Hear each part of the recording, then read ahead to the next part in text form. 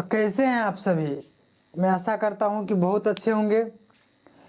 आज स्टार्ट कर रहे हैं क्लास 9th का मोशन चैप्टर। तो मैं वाइट बोर्ड पे पढ़ा रहा हूं, डिजिटल बोर्ड नहीं है तो क्या। अगर डिजिटल बोर्ड वाला से ज़्यादा अच्छा नहीं पढ़ाया तो आप चैनल को लाइक नहीं करना, अनसब्सक्राइब कर देना, वीडियो को भी लाइक नहीं करना। ठीक, तो आइए पढ़ते हैं मोशन चैप्टर को। मोशन चैप्टर को पढ़ने से पहले पढ़ते हैं रेफरेंस पॉइंट को। रेफरेंस पॉइंट क्या होता है, तो आइए थोड़ा सा रेफरेंस पॉइंट के बारे में डिस्कसिंग करते हैं। प्यारे बच्चों, रेफरेंस पॉइंट उस पॉइंट को कहते हैं जो पॉइंट फिक्स होता है, जो बदलता नहीं, उसको रेफरेंस पॉइंट कहते हैं। जैसे देखिएगा, reference point is a fixed point consider in line surface space. तो रेफरेंस पॉइंट क्या करता है, फिक्स पॉइंट होता है, और कंसीडर क्या करता है, लाइन करता है, सरफेस करता है, और क्या करता है, स्पेस करता है। अच्छा समझिए, अभी रुकिए हम समझा रहे हैं तब देखिए।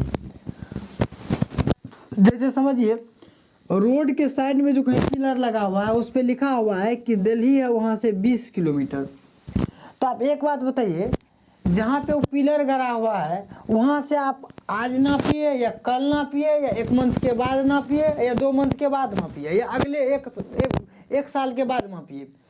अगर मेजर कीजिएगा तो वहाँ से 20 किलोमीटर दिल्ली होगा। ऐसा नहीं कि अगर आज आप नाप रहे हैं तो 20 किलोमीटर है, कल नापिएगा तो 25 किलोमीटर हो जाएगा। तो जो पॉइंट क्या होता है, फिक्स होता है, उसी को रेफरेंस पॉइंट कहते हैं। तो ये रेफरेंस पॉइंट कहलाएगा क्योंकि ये बदल नहीं रहा है। इसी प्रकार से ध्यान से समझिएगा, कोई आदमी क्या है, गाड़ी में बैठे हुए हैं, बस में बैठे हुए हैं, और अगर उसके लिए जो है बस रेफरेंस पॉइंट हो जाएगा। आदमी के लिए बस क्या हो जाएगा, रेफरेंस पॉइंट हो जाएगा। समझ रहे मेरा बात। अच्छा, जैसे मान लीजिए हाउस है, हाउस को आप रेफरेंस पॉइंट मान सकते हैं। दुकान है, दुकान रेफरेंस पॉइंट हो सकता है। समझ रहे हैं। जैसे इंडिया गेट है, ये रेफरेंस पॉइंट हो सकता है। इंडिया गेट क्या ऐसा थोड़े ना कि सपोज दैट इंडिया गेट आज जहाँ है कल जाएंगे तो वहाँ नहीं रहेगा, वहीं रहेगा, वो रेस्ट में है वो। समझ रहे हैं। और रेस्ट और मोशन आगे समझाएंगे। अच्छा, स्कूल है कहीं पर, तो ऐसा थोड़ी ना स्कूल आज वहाँ पे है कल नहीं रहेगा, तो स्कूल वहीं फिक्स रहेगा।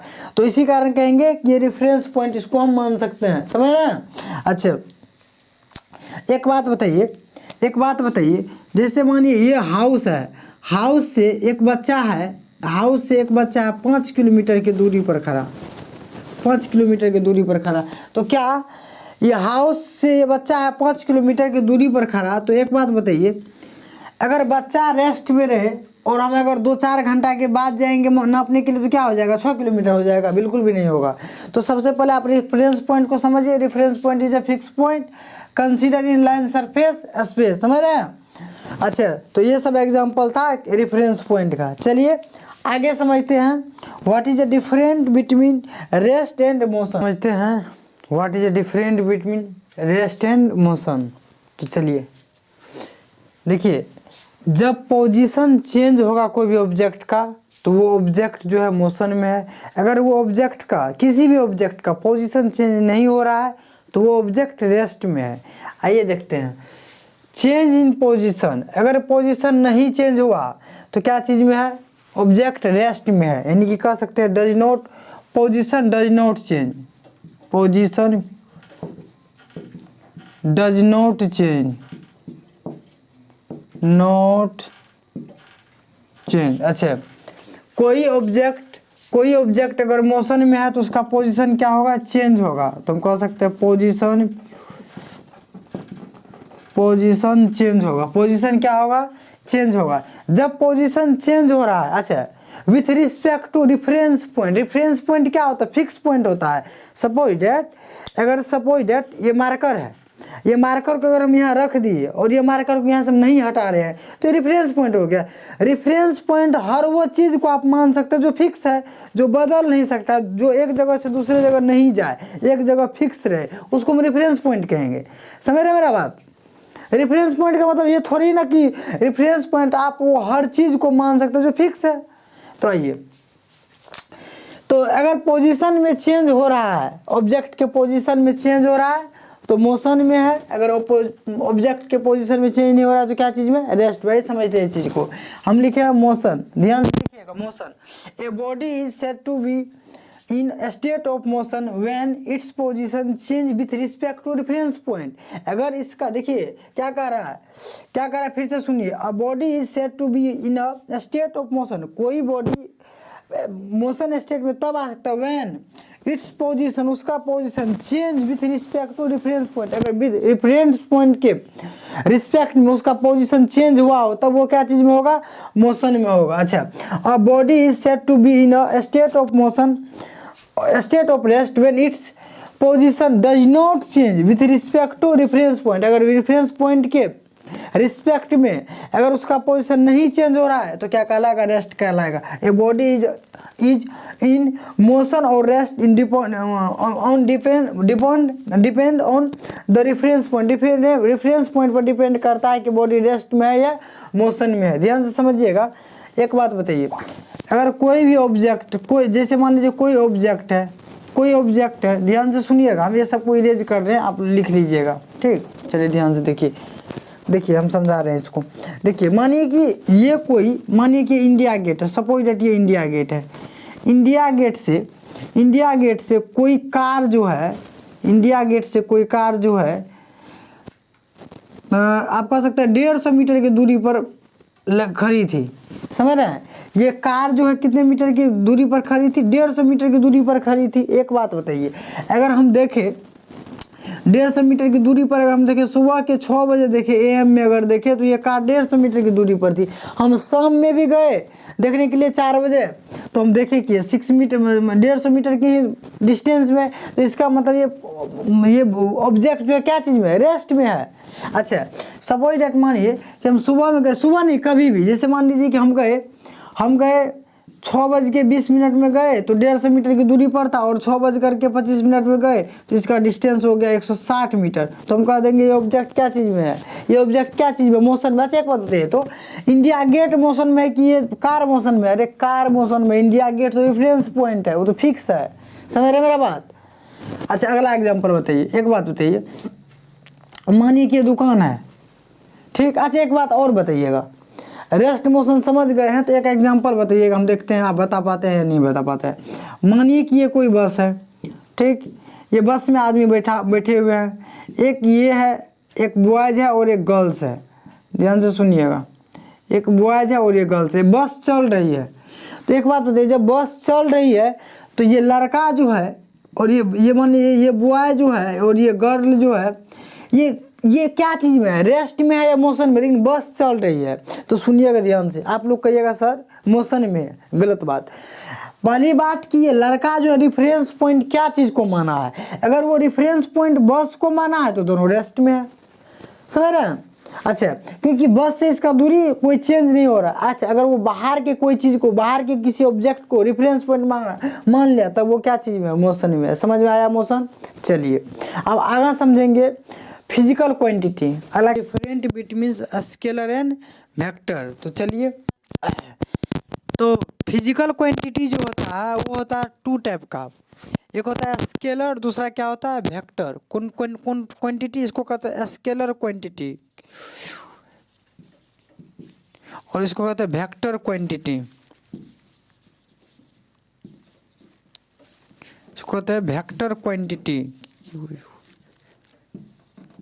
Vector quantity. ध्यान से समझिएगा। स्केलर क्वांटिटी क्या होता है, स्केलर क्वांटिटी क्या होता है, जिसके पास ओनली क्या होता है, मैग्नीट्यूड होता है। तुम कहेंगे it has only magnitude, it has only magnitude, magnitude. और वेक्टर क्वांटिटी क्या होता है, अभी पूरा समझाएंगे, रुक जाइए। वेक्टर क्वांटिटी क्या होता है, it has both magnitude and direction. ध्यान से सुनिएगा, जिसके पास सिर्फ मैग्नीट्यूड हो उसको कहते हैं स्केलर क्वांटिटी, जिसके पास दिशा, डायरेक्शन और मैग्नीट्यूड दोनों हो उसको क्या कहते हैं, वेक्टर क्वांटिटी।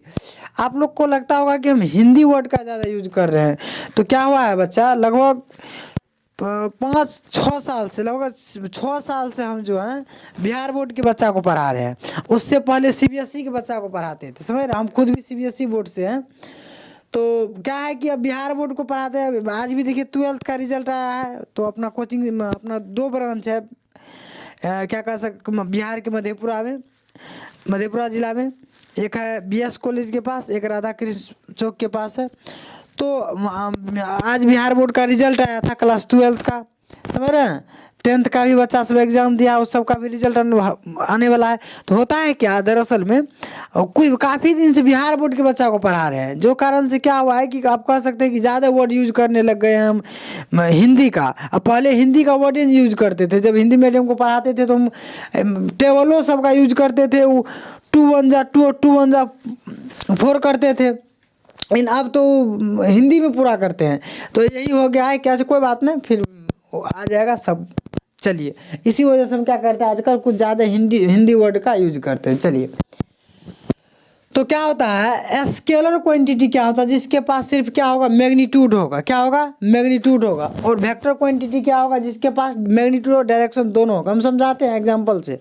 एक बात बताइए, जैसे कोई आदमी के साथ आप बैठे हुए रहते हैं, आप पूछते हैं कि कितना के स्पीड में गाड़ी है, तो वो क्या कहता है, 80 के स्पीड में, 90 के स्पीड में, 60 के स्पीड में। तो आप उसको क्या पूछते हैं कि कौन डायरेक्शन में 60 के स्पीड में, नहीं पूछते। ये आपको बता देता है कि 60 के स्पीड में, तो आप चुप हो जाते हैं। कि पूछते हैं कि नहीं किधर जा रहा है, 60 के स्पीड में किधर जा रहा है, ये पूछते हैं कभी भी।